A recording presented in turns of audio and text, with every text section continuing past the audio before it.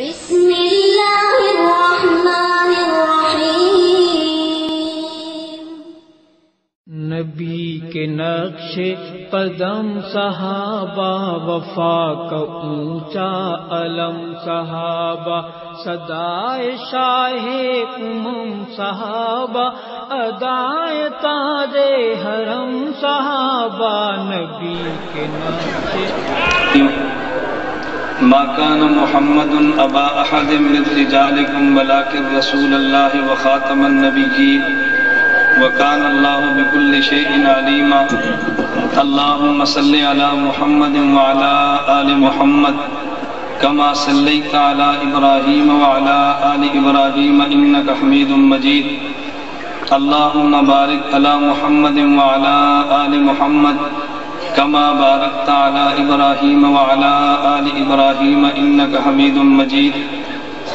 میرے نہایت واجب الاحترام بزرگوں، مسلک اہل سنت والجماعت سے تعلق رکھنے والے غیور نوجوان دوستوں اور بھائیوں، ہمارا اہل سنت والجماعت کا عقیدہ ہے اللہ رب العزت نے اس کائنات کا محور، مرکز اور منبع حضرت محمد مصطفیٰ صلی اللہ علیہ وسلم کی ذات گرامی کو بنایا ہے۔ اس کائنات میں 4 طبقات ہیں جو سب سے اعلیٰ ہیں۔ ان چاروں طبقات کا تذکرہ اللہ نے قرآن کی ایک آیت میں فرمایا ہے، وَمَن يُطِعِ اللَّهَ وَالرَّسُولَ فَأُولَٰئِكَ مَعَ الَّذِينَ أَنْعَمَ اللَّهُ عَلَيْهِم مِّنَ النَّبِيِّينَ وَالصِّدِّيقِينَ وَالشُّهَدَاءِ وَالصَّالِحِينَ۔ ہمارا عقیدہ ہے اگر نبوت کا مسئلہ ہو تو مرکز پیغمبر کی ذات ہے، ان سے نبوت نکلتی ہے، باقی انبیاء کو ملتی ہے۔ اگر صداقت کا مسئلہ ہو تو مرکز پیغمبر کی ذات ہے، ان سے اوصاف نکلتے ہیں، باقی انبیاء کو ملتے ہیں۔ اگر مسئلہ شہداء اور صالحین کا ہو تو پیغمبر سے شہادت کا وصف نکلا ہے اور باقی حضرات کو ملا ہے۔ ہمارے پیغمبر صلی اللہ علیہ وسلم سے ولایت چلی ہے اور بقیہ کو ملی ہے۔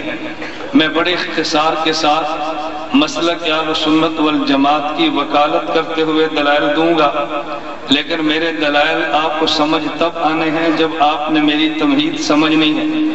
اگر آپ نے میری تمہید نہ سمجھی تو جو بات میں کہنا چاہتا ہوں شاید میں سمجھا نہ سکوں۔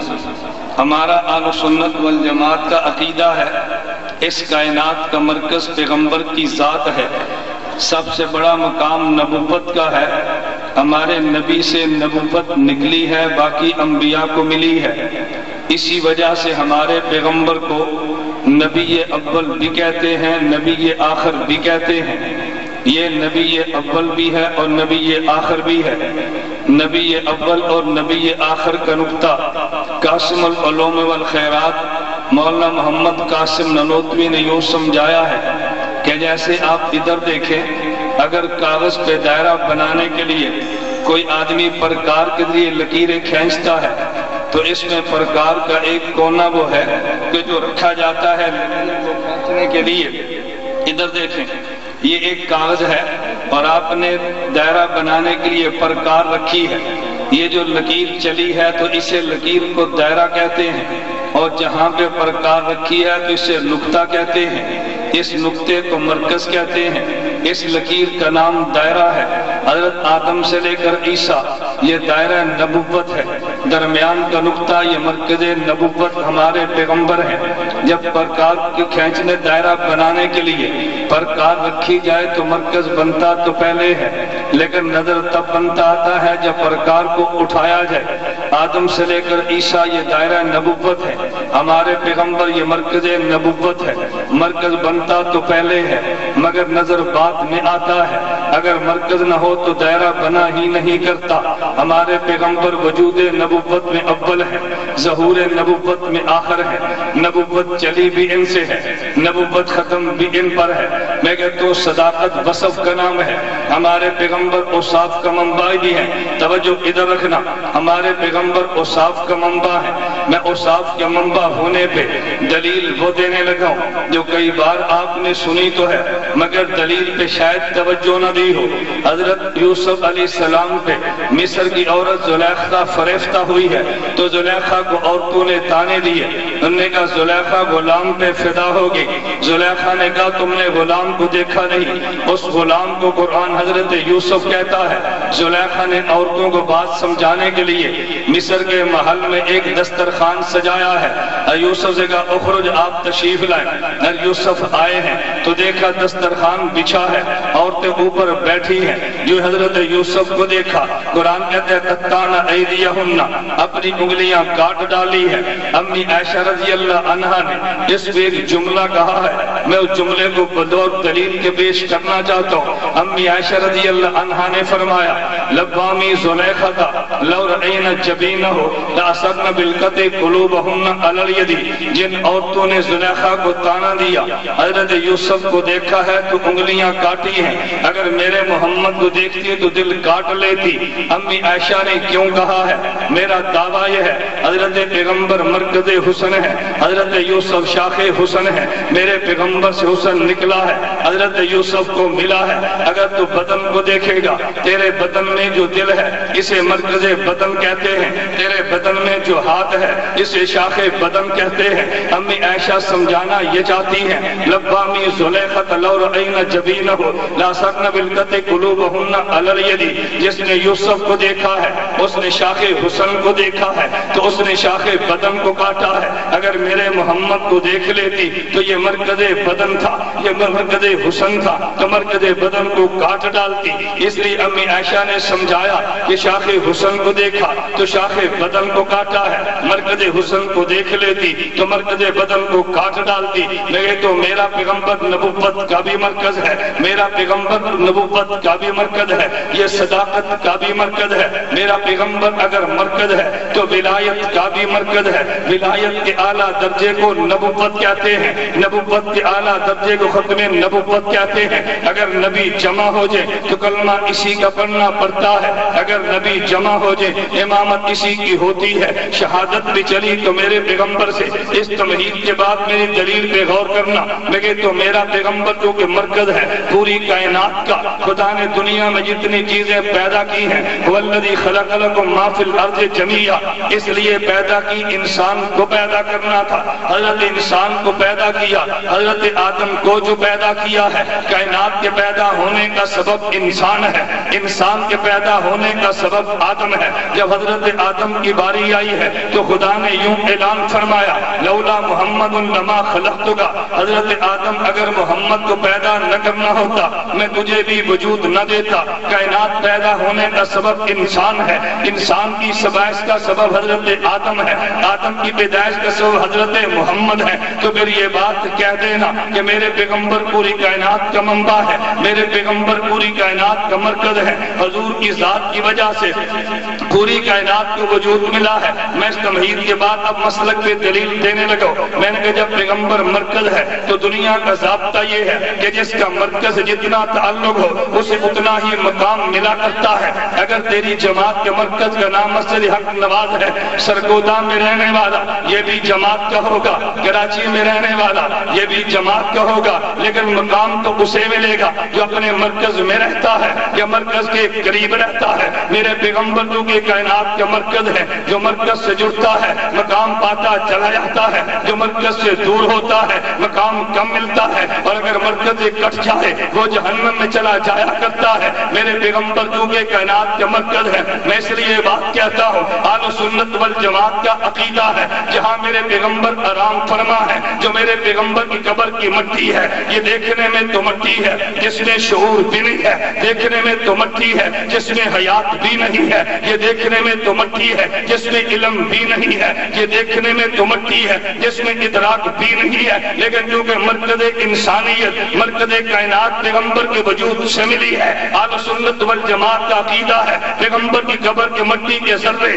جو پیغمبر کے وجود کے ساتھ ملے ہیں خدا کی قسم بیت المقدس سے بھی اعلیٰ ہے، خدا کی قسم قسم مسجد نبی سے بھی اعلیٰ ہے، خدا کی قسم وہ کعبہ سے بھی اعلیٰ ہے، خدا کی قسم لوح محفوظ سے بھی اعلیٰ ہے، عرش معلیٰ سے بھی اعلیٰ ہے، وہ مرکز کے ساتھ جو جڑے ہیں۔ پھر میں دلیل لے کر یوں بات کہتا ہوں، ارے وہ مٹی جس میں شعور بھی نہیں تھا، وہ مٹی جس میں احساس بھی نہیں تھا، اگر پیغمبر کے وجود سے ملے وہ عرش سے بھی اعلیٰ ہے۔ صدیق میں شعور بھی ہے، صدیق میں احساس بھی ہے، صدیق میں علم بھی ہے، صدیق میں ادراک بھی ہے۔ پھر میں یہ بات کہہ سکتا ہوں، اگر مٹی کے ذرے جو پیغمبر کے وجود سے ملے وہ عرش سے اعلیٰ ہے، تو پھر صدیق میرا یہ کعبہ سے اعلیٰ ہے، صدیق میرا مسجد نبی سے اعلیٰ ہے، صدیق میرا خدا کی کرم مکہ سے اعلیٰ ہے۔ تو جنگ کی بات کرتا ہے، تو ملک کی بات کرتا ہے، ہزاروں شہداء کی بات کرتا ہے، مگر تم پوری کائنات کو صدیق پہ قربان کیا جا سکتا ہے، صدیق کو قربان نہیں کیا جا سکتا۔ ہمیں امن عزیز ہے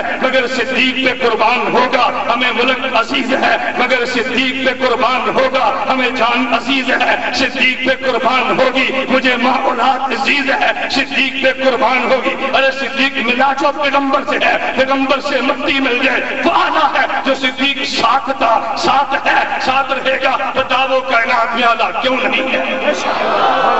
توجہ رکھنا، گدارے چھوڑ توجہ۔ میں عرض یہ کر رہا تھا، میں مسلک اہل سنت والجماعت پہ دلیل دینے لگا ہوں، میں یہ تمہیدیں باندھ رہا ہوں کہ اگلی بات میں ایک اور کہہ دو، میں کہتا ہوں ہاں جو میرے پیغمبر کے دور میں میرے پیغمبر کے ساتھ ملا ہے، ان میں ایک طبقہ تو وہ تھا کہ جس نے کلمہ تو پڑھا ہے مگر پیغمبر کے گھر کا فرد نہیں ہے۔ ارے دوسرا وہ تھا کہ جس نے پیغمبر کا کلمہ تو پڑھا ہے، پیغمبر کے گھر کا فرد ہے مگر پیغمبر کا جزو بدن نہیں ہے۔ ایک طبقہ وہ تھا کہ جس نے پیغمبر کا کلمہ پڑھا ہے، پیغمبر کا جزو بدن بھی ہے۔ میری دلیل پہ غور کرنا، جو پیغمبر کا کلمہ پڑھے اور پیغمبر کے گھر کا فرد نہیں ہے، اسے تو اصطلاح میں پیغمبر کا صحابی کہتے ہیں۔ پیغمبر کا کلمہ پڑھا، پیغمبر کا گھر کا فرد ہے، اسے صحابی بھی کہتے ہیں، اہل بیت بھی کہتے ہیں، اور ازواج پیغمبر بھی کہتے ہیں۔ جس نے پیغمبر کا کلمہ بھی پڑھا ہے، جزو بدن بھی بنا ہے، اسے آل پیغمبر کہتے ہیں۔ پھر میں یوں کہوں گا، پیغمبر کے ساتھ ملنے والا پیغمبر کا کلمہ گو تو تھا لیکن پیغمبر کے گھر کا فرد نہیں تھا، اسے اصطلاح شریعت میں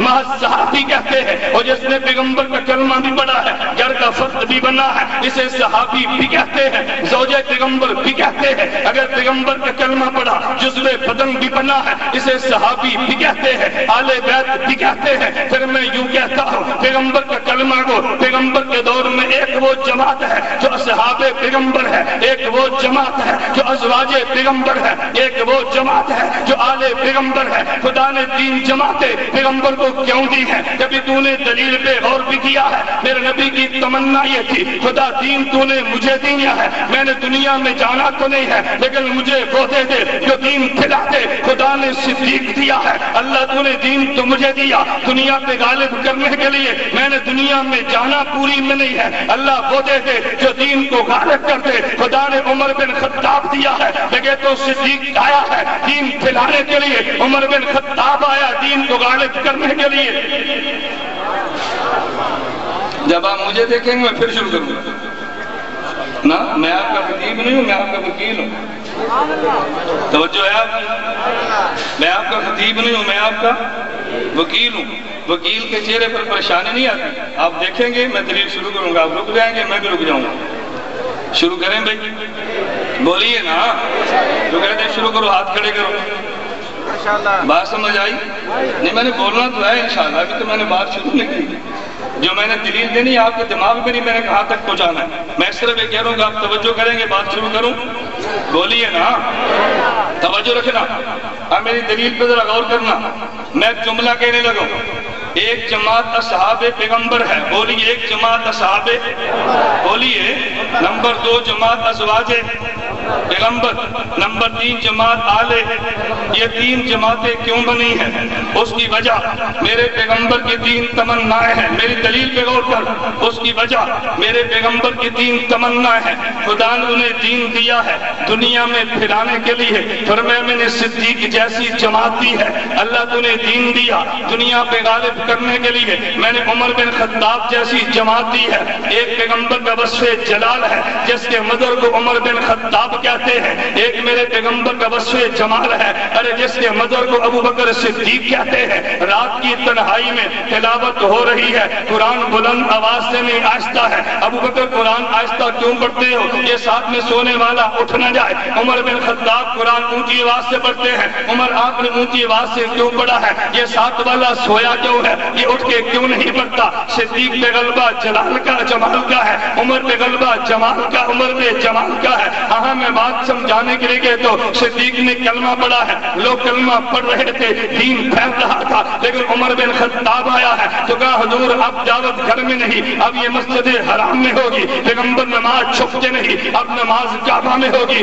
کیونکہ عمر بن خطاب تو غلبے کے لیے آیا ہے۔ اس لیے تو پیغمبر نے یوں دعا مانگی ہے، اللہم اعز الاسلام بعمر بن خطاب، اللہ دین کو غالب کرنا ہے، عمر بن خطاب دے دے۔ بغیر تو ہاں ایک دعا وہ ہے جو نبی نے مانگی ہے، تذکرہ قرآن میں ہے، حضرت موسیٰ نے کہا اللہ دین کو غالب کرنا ہے تو مجھے ہارون دے دے، میرے پیغمبر نے کہا خدا دین غالب کرنا ہے، عمر بن خطاب دے دے۔ ارے پیغمبر ایک ضرورت یہ تھی یہ دین پھیل بھی جائے، پیغمبر کی دوسری ضرورت اللہ میں گھر بھی رہتا ہوں، میرے گھر کے مسئلے باہر کون بتائے گا؟ اللہ میری رات کے مسئلے کون بتائے گا؟ میری خلوت کے مسئلے کون بتائے گا؟ کئی سالہ دور نبوت ہے، اللہ مسئلے کون بتائے گا؟ فرمائے ایک خدیجہ نہیں میں تجھے 11 دیتا ہوں۔ ارے عمر تو تھوڑی ہے، گھر کے مسئلے باہر جانے ہیں، اگر عورت ایک ہوگی تو ہو سکتا ہے میرے پیغمبر سارے مسئلے باہر نہ جائیں، تو پھر خدا نے پیغمبر ایک نہیں 11 دی ہے۔ پھر میرے پیغمبر کی تمنا ہے اللہ دین پھیل بھی جائے گا،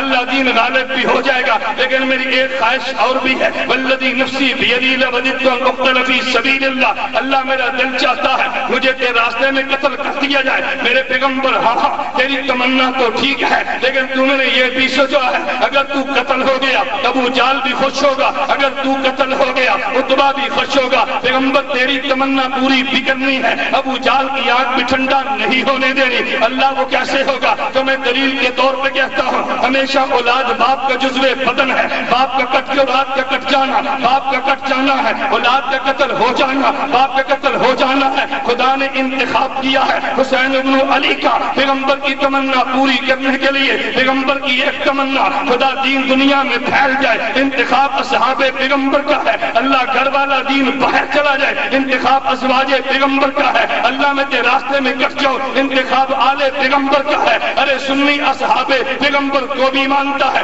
جس نے تمنا کو پورا کر کے دنیا میں دین پھیلایا ہے، ازواج پیغمبر کو بھی مانتا ہے، اس نے تمنا پوری کر کے گھر کے دین کو باہر پہنچایا ہے۔ ارے آل پیغمبر کو بھی مانتا ہے، اس نے پیغمبر کی تمنا پوری کر کے اپنے وجود کو کٹوایا ہے۔ اصحاب پیغمبر بھی ٹھیک ہے، ازواج پیغمبر بھی ٹھیک ہے، آل پیغمبر بھی ٹھیک ہے، لیکن آپ کے ذہن میں آئے گا پھر جماعت کا نام سپاہ صحابہ کیوں ہے؟ سپاہ ازواج کیوں نہیں؟ سپاہ آل بیت کیوں نہیں؟ میں نے کہا توجہ رکھنا، ارے ایک مشن ہوتا ہے، ایک آرزو ہوتی ہے، پیغمبر کی ایک تو آرزو ہے خدایا میں کٹ جاؤں، یہ مشن نہیں ہے، ایک مشن ہے اللہ دین کو دنیا میں غالب کر دے، ایک مشن ہے، ایک پیغمبر کی آرزو ہے، پیغمبر کی مشن یہ ہے دنیا میں دین پھیل جائے، یہ پیغمبر کا مشن پورا اصحاب پیغمبر نے کیا ہے۔ اللہ میری آرزو ہے میں دنیا میں اللہ دین کے لیے کٹ جاؤں، یہ تمنا آل پیغمبر نے پوری کی ہے۔ تو پھر میں یوں کہوں گا ایک پیغمبر کی وہ تمنا جسے مشن کہتے ہیں وارث اصحاب